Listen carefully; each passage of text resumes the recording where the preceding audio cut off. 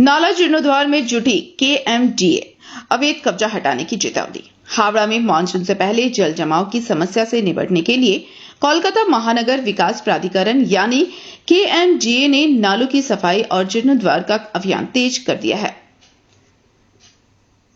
इसी क्रम में राज्य के नगर विकास एवं नगर मामलों के राज्य मंत्री और उत्तर हावड़ा के विधायक उमेश राय ने बेलगाछिया डंपिंग ग्राउंड क्षेत्र का निरीक्षण किया। निरीक्षण के दौरान मंत्री उमेश राय ने बताया कि रानी झील समेत इलाके के कई बड़े नाले पिछले कई वर्षों से प्लास्टिक और कचरे के कारण जाम पड़े हैं। नालों के किनारे अवैध रूप से बनी दुकानों और गुमटियों की वजह से सफाई कार्य में भी बाधा आ रही है।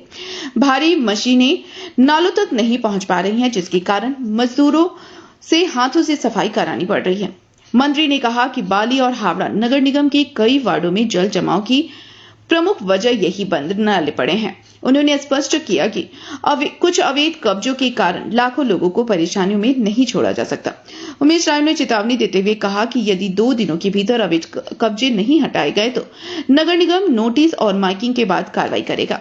उन्होंने संबंधित विभागों को मानसून से पहले सफाई कार्य पूरा करने का निर्देश दिया। फिलहाल 4 बड़े नालों की सफाई का काम शुरू कर दिया गया है।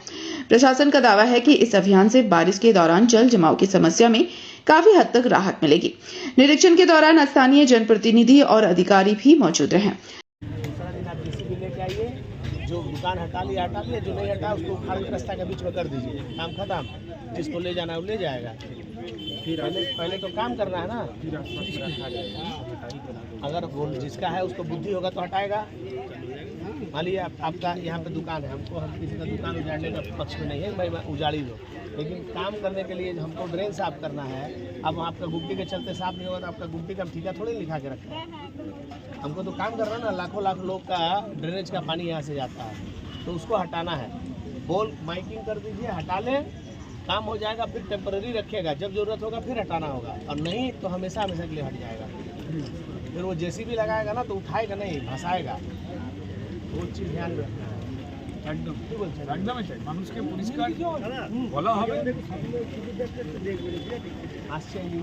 पीछे जो बड़ा वाला है ना, प्रमोटर लोग गिट्टी बालू फेंक देते हैं और बारिश होने के बाद वो गिट्टी और बालू नर्दमा में जाता है, तो इन लोगों के लिए कुछ कार्रवाई क्यों नहीं होती है? अभी हम लोगों ने एक अभियान चलाया है लोगों को जागरूक करने का। सिर्फ गिट्टी वाली नहीं, कूड़ा कचड़ा प्लास्टिक कुछ भी आप सड़क पर नहीं फेंक सकते हैं।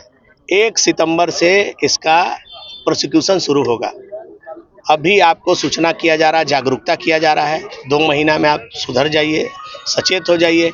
1 तारीख से कहीं भी सड़क पर कचरा फेंकेंगे, कचरा दिखेगा जिसके घर के सामने, उसके खिलाफ कार्रवाई होगी, नोटिस होगा। 3 बार नोटिस होने के बाद, फाइन होने के बाद आपके घर का पानी का और बिजली का कनेक्शन काट दिया जाएगा। हावड़ा और पूरे बंगाल में ये स्वच्छता अभियान को लेकर बहुत कड़ाई के साथ में सरकार आगे बढ़ेगी। आपको अपना साफ सुथरा। हावड़ा से ब्यूरो रिपोर्ट, पीवीटीवी न्यूज।